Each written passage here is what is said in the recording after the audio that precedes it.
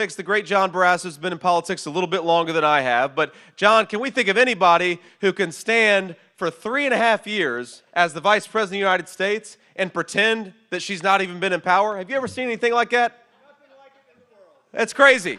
It's the craziest thing. But Kamala Harris, she's done a lot since day one, and that's exactly the problem, isn't it, ladies and gentlemen? She's been doing way too much since day one, and let's run through all of the broken promises and the broken dreams because of Kamala Harris's leadership. Well, number one, earlier today, we were in Pennsylvania talking to some great truckers in Erie, Pennsylvania, and you know what the truckers say is their number one problem? The cost of fuel. Some of you, I just heard say it. And why is fuel so expensive? Because Kamala Harris made a promise that she wanted to ban fracking, she wanted to ban offshore drilling, she wanted to destroy the American energy industry. That's what Kamala Harris said she was going to do, and then she went about for 3.5 years and did it. And now our truckers are paying too much for fuel, but it's not just our truckers. We all know that because our truckers bring everything to market, they bring the groceries to the grocery store. They bring the lumber to the construction site. If the truckers are paying more for fuel, we're all paying more for everything. And that's exactly what Kamala Harris has done. So how about this, Kamala Harris? Why don't you stop destroying American energy? Why don't you stop buying energy from tin-pot dictators all over the world? Let's buy American energy from American workers right here at home, and let's start doing it now.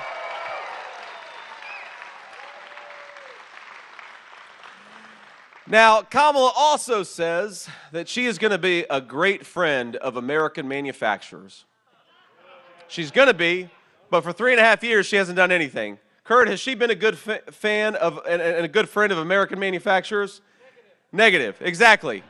To the workers out here, has she been a good friend of the American working man and woman? No. Absolutely not, because look, Kamala Harris made a very dumb decision to try to ship all of our jobs overseas and to use your tax dollars to subsidize products not made by Americans, but made by the communist Chinese. It was Kamala Harris that implemented the EV mandate. It was Kamala Harris that implemented the policies that shut down American energy and instead wants us to buy energy from random people all over the globe. And it's Kamala Harris who in the name of the Green New scam wants to take your tax dollars and buy cars that are made in China. I think you ought to drive whatever the hell you want because this is America and that's what we believe. And by the way, if you're buying whatever car you want, you're going to buy cars made by American workers because those are the best cars in the world. It's very simple. Now, it's funny, I talked to the president earlier today, and he says hello. Sorry I can't be here with you, but he's running all over the country. I'm running all over the country because we believe it's important to win, so we're taking a divide and conquer strategy. But he said, you know, JD, the crazy thing about Kamala Harris is, even though she said she wanted to defund the police and ban fracking, she said she wanted to shut down American energy, and she wanted to open the border, and of course she's done all these things. Kamala Harris now pretends that she agrees with me on everything. Now, you trust, or if you watch what Kamala Harris is saying, she actually says now that she pretty much agrees with Donald Trump on everything. Now, she's not implementing those policies, by the way. She could, as the vice president, get to work right now if she actually agreed with the president. So she's lying to the American people because she knows that her record is a disaster and her policies are unpopular. But I said to the president, you know, I think I actually know, sir. I know what's going on. She doesn't think she's going to win this race, so she's auditioning for my job. She wants to become Trump's vice president, I think, because she knows the jig is up, but America is too smart for it. We are not going to promote Kamala Harris. We're going to say, you're fired to Kamala Harris, and kick her out of Washington, D.C.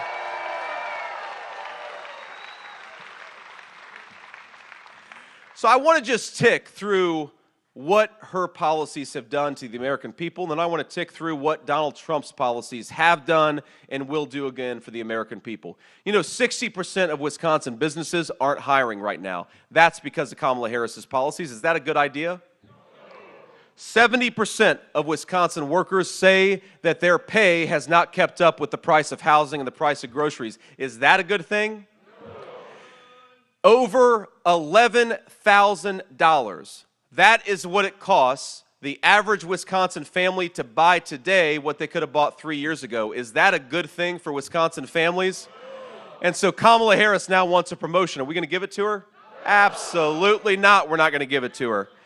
Now, Kamala loves to talk about her tough-on-crime experience. She says that she was a tough-on-crime prosecutor. Well, you look at the record. The record of Kamala Harris is that she has been the best friend to the Mexican they have ever asked for. And you ask, why are our communities flooded with fentanyl? It's because of Kamala Harris. And why is it that hospital wait times have gone up? It's because Kamala Harris let in 25 million illegal aliens. And why can our municipal governments not afford to pay their police officers? Because Kamala Harris has got them paying for the health care of illegal aliens.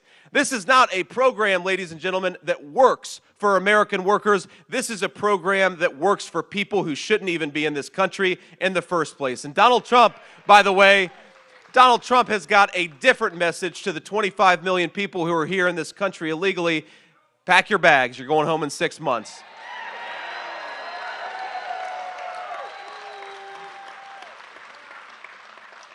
And look, it's a disaster not just for public safety, but it's a disaster for the wages of workers. We know that when you let in 20 million illegal aliens, 25 million illegal aliens, and you let them stay here, and you give them health care, then what does it do? It undercuts the wages of American workers. That's why a lot of Wisconsin paychecks are not keeping pace with the price of inflation, because Kamala Harris let in people who shouldn't be in this country to begin with.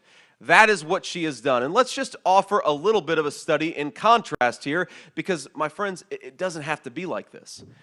We can do better. This country can do so much better. We just need the leadership of Donald J. Trump, and that's exactly what we're going to do because of the people in this room. Now, compare and contrast. Compare Kamala Harris, opened the border, suspended deportations on day one, and stopped Donald Trump's Remain in Mexico policy. When Donald Trump is president, we're going to re-implement deportations, re-implement Remain in Mexico, and tell people they got to go back where they came from and come through the proper channels.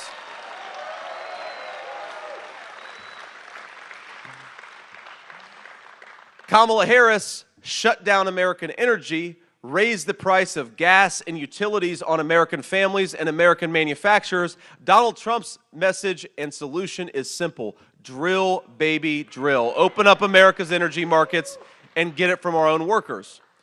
Now, Kamala Harris wants to tax the people in this room to send money to Chinese-made electric vehicles. Donald Trump wants people here to keep more of their own money and to buy products that are made right here in the United States and stamped with Made in USA.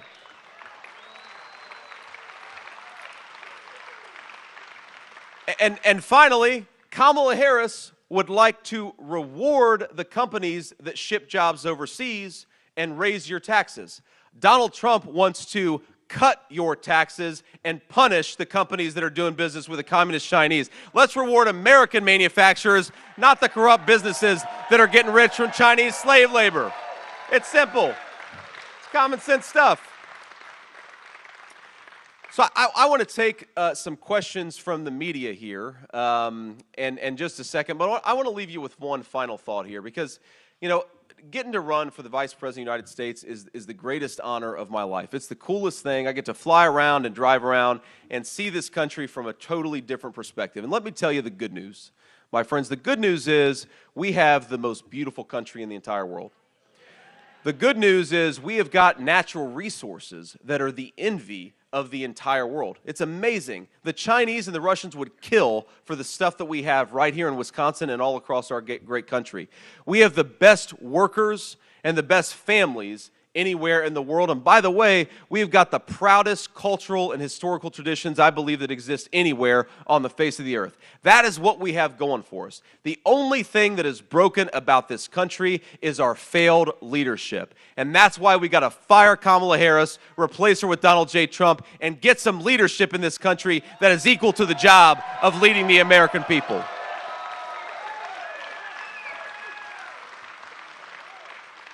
So it's going to start right here in Wisconsin. We're going to win this race. We're going to win Wisconsin. We're going to take back this country, and we're going to do it because of every single one of you. God bless you guys, and thanks for having me.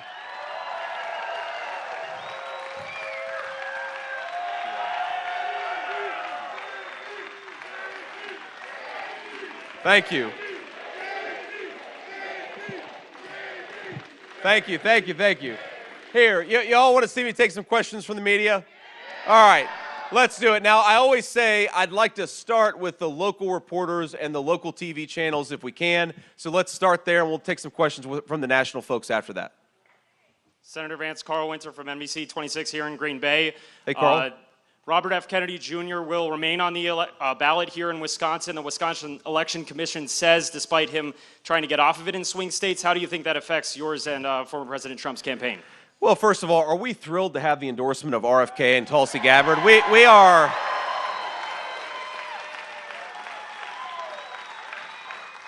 It's funny, as much as the media says that Trump is the candidate of division, the reality is that we, from Nikki Haley and Brian Kemp to RFK and Tulsi Gabbard, Donald Trump is the candidate of common sense and cutting out the craziness, and we're thrilled to have support from across the political spectrum. I mean, look, I think it's ridiculous that RFK has endorsed Donald Trump. He has petitioned to be taken off the Wisconsin ballot, but a bunch of bureaucrats are going to keep his name on the ballot because they think it'll hurt Donald Trump. I think we're going to win Wisconsin anyway, and we're going to fight for every single vote. That's our plan.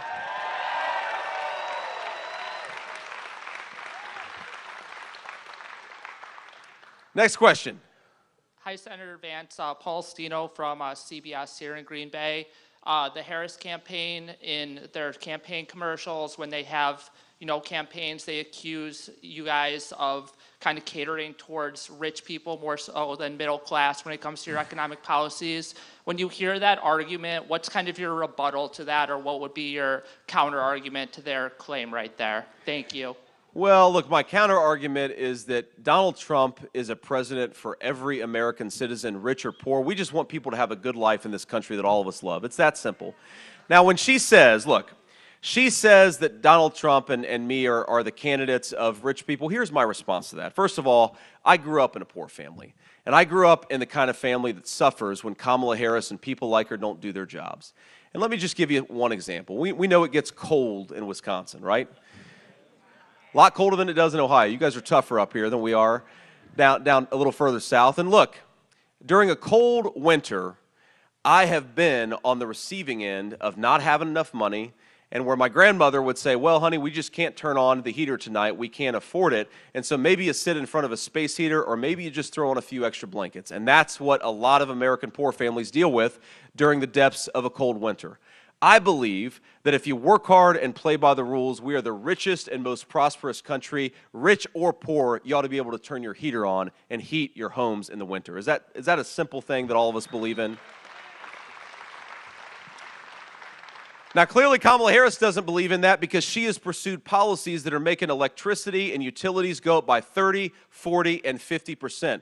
So when she says that she's the candidate of the little guy can't afford to heat their homes because of Kamala Harris's policies. The little guy can't afford to put groceries on the table because of Kamala Harris's policies, and the little guy can't afford to buy a home because of Kamala Harris's policies. She is the president of a corrupt leadership in this country. Donald Trump is the president of the people, and that's why we're going to win.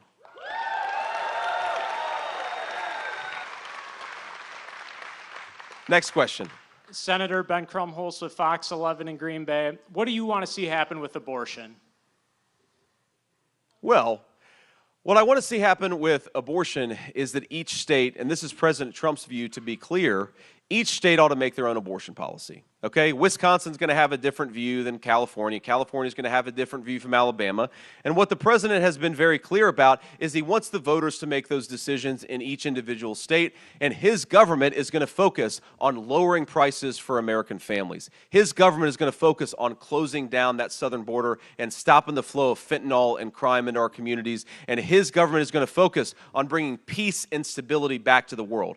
I recognize that a lot of people don't agree with my views on abortion. A lot of people may not agree with President Trump's views on abortion. And I think that's why what the president has said makes a lot of sense. We need to let the voters of the individual states make these decisions. Now, by the way, that is not Kamala Harris's view. Kamala Harris wants to shut down Christian hospitals who don't agree with her radical agenda. Kamala Harris would like to force taxpayers to pay for late-term abortion, and I think that's despicable, certainly despicable to make taxpayers pay for it. So when Kamala Harris says that we are the extremists on abortion, she is the one that wants to force her radical abortion policy down the throats of the whole country. It's ridiculous, and I don't think the American people buy it.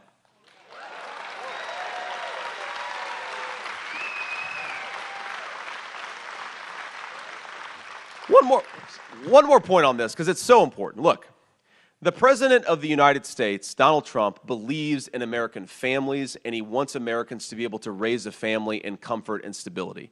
And I do think that we have become in this country, thanks to Kamala Harris's policies, anti-family. Who wants to start a family if you can't afford a home?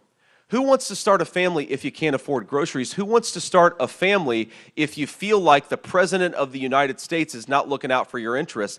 That is what Kamala Harris has done to this country. President Trump wants to give women and families choices. Let's have a pro-family country. Let's make it easier to bring new life into this world, and let's be a pro-family United States of America. That's our vision. We're going to fight for it.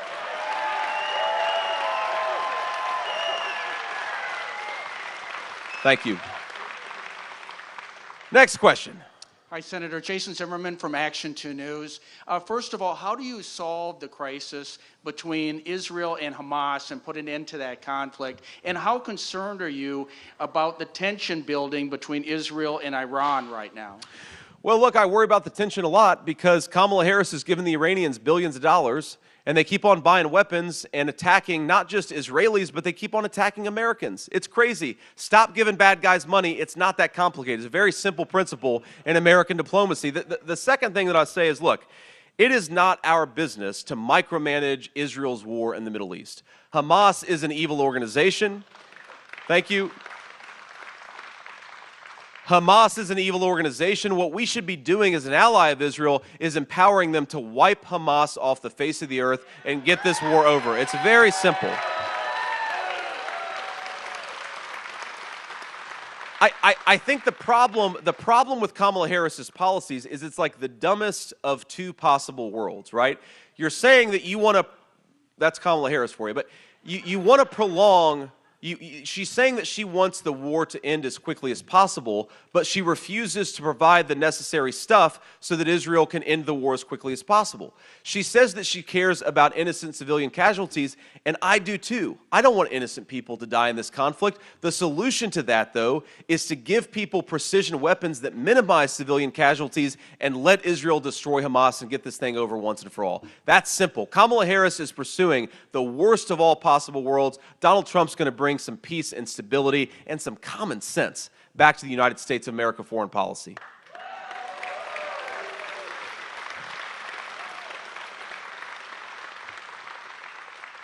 Next question. Hi, Senator Vance. Joe Schultz, Wisconsin Public Radio. State data shows that since 2021, Wisconsin's had more job openings than people on unemployment. You know, President Trump has talked about mass deportation effort, largest in U.S. history. Does that run the risk of worsening the state's labor shortage? Well, look, we don't just want job openings, we want good job openings that allow people to provide for a family. And when you import millions upon millions of illegal aliens and you put them in the front of the line of American citizens, you destroy the economic foundation that allows the American people to get ahead in their own country. I do not buy for a second, do any of you buy for a second that the Kamala Harris economy has been good for American workers? Nobody buys it. Inflation has failed, wages have failed to keep pace with the price of groceries, the price of housing. So you've got people working harder and harder, feeling like they can't get ahead. They're in fact falling further behind as they work harder and harder. That is not an economic record to be proud of. And it's interesting that back when Joe Biden, remember him? He's still our president, technically. But back 6 weeks ago, when Joe Biden was still pretending that he was going to run for president, what the Democrats said is that our economy has been great for workers. And now, 6 weeks later, Kamala Harris is saying, yeah, the economy's been bad for workers, but don't blame me. Who am I? Well, the answer is, you're the vice president, do a better job, and we'd have a better economy.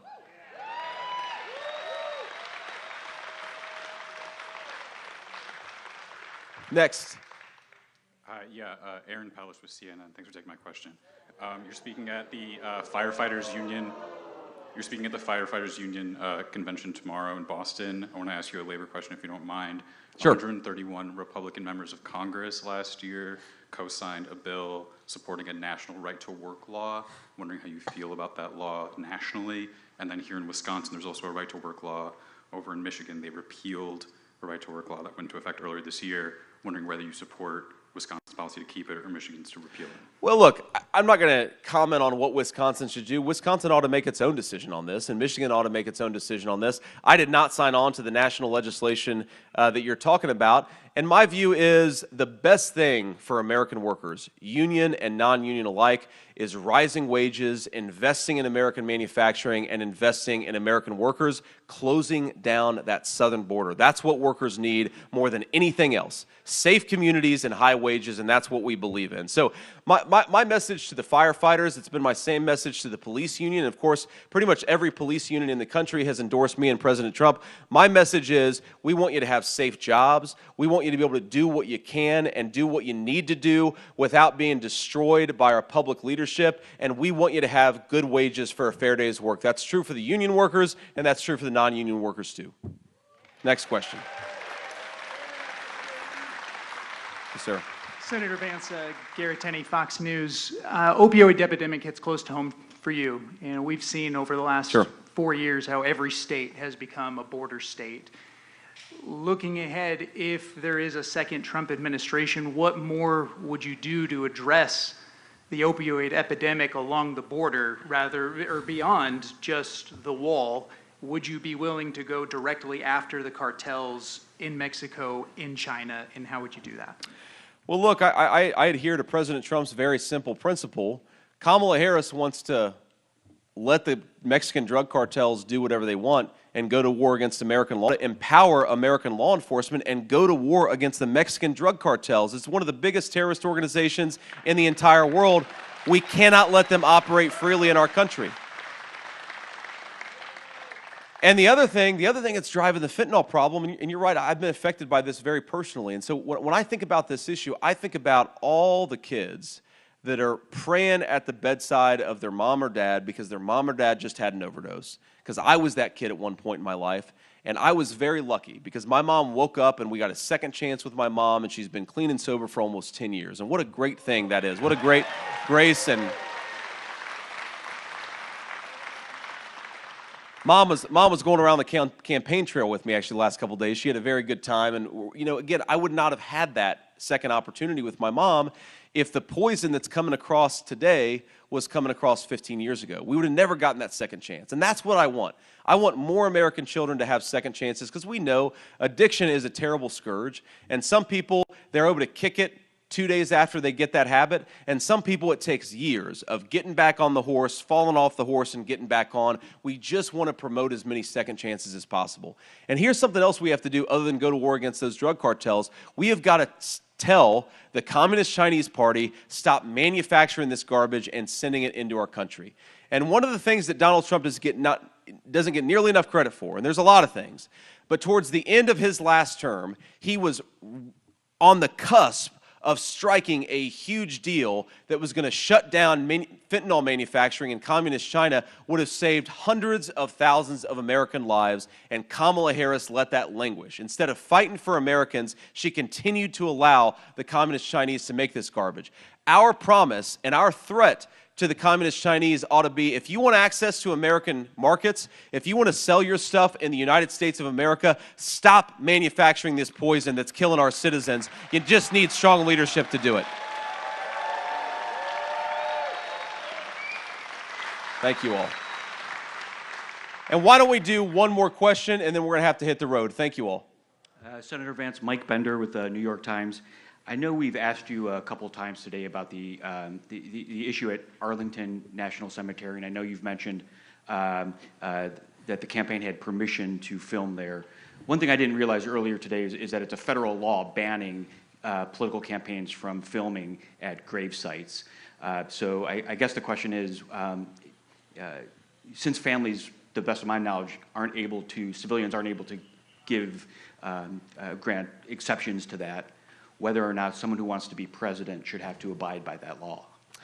Well, Mike, look, I think the right person to ask is the Gold Star families who invited Donald Trump and lost a loved one because of Kamala Harris's failed policies. Were they happy to have the President of the United States there? And they would say, absolutely. Thank God somebody showed up. They wish Kamala Harris would have showed up.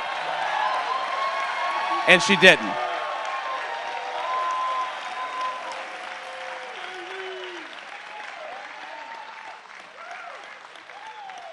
I mean, you guys in the media, you're acting like Donald Trump filmed a TV commercial at a gravesite.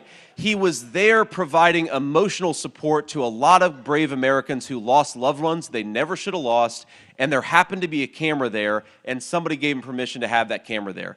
This is not a gross violation of federal law. This is a president who did what all presidents should do: show up and provide support to your own people.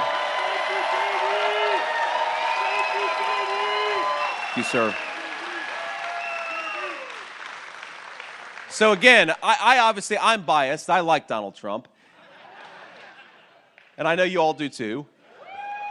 But look, ask the Gold Star families. And if there is a scandal here, I cannot get over the press's obsession with this.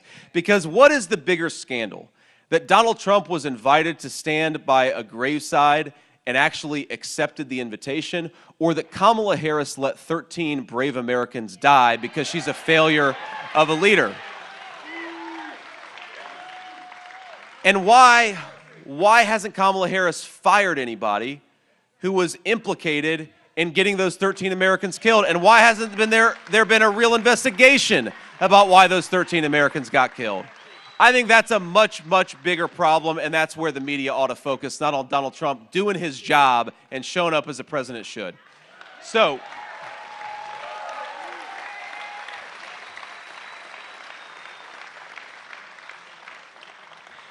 I want to leave you with just a thought, because, you know, the media focuses a lot on what Kamala Harris said at the DNC. Did you all watch Kamala Harris's DNC speech?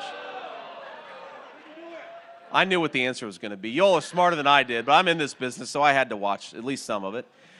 And she talked all the time about joy, about how joyous she was and how joyful she was. And as I was watching her, I was reflecting on the fact that 65% of our fellow citizens think the country's heading in the wrong direction. And a lot of our fellow citizens, especially the poorest Americans and a lot of our middle-class people, they can't afford food. They can't afford a place to live. They're young people. I mean, young Americans want to be able to buy a house, and they can't afford it. And I thought to myself, Kamala Harris has been vice president, I should say, for 3.5 years. And let's be honest, she's practically been the acting president, because we all know Joe Biden isn't home. She's been the acting president for 3.5 years in this country, and her citizens are suffering. She should not be feeling joy. She should be feeling shame. And she should be looking herself in the mirror and asking how she could do a better job. And what we have in our campaign, it's not this fake joy of Kamala Harris. It's the very real hope that the best days of this country are ahead of us. And you know why the best days of this country are ahead of us? Because of you. Because we have the best people, we have the best workers, and we have an American president, Donald J. Trump, that is going to run and fight for you. He's going to work for you every single day. But if we want an American president who is equal to the task, and we want an American leader who deserves to be the leader of this great country, it's not going to happen if we sit on our rear ends. We're going to have to work for it. And so what I want you to do is get out there and tell every person you know why you're voting for Donald Trump. Get your friends and your family to the polls. Drive, your elderly folks, your mom,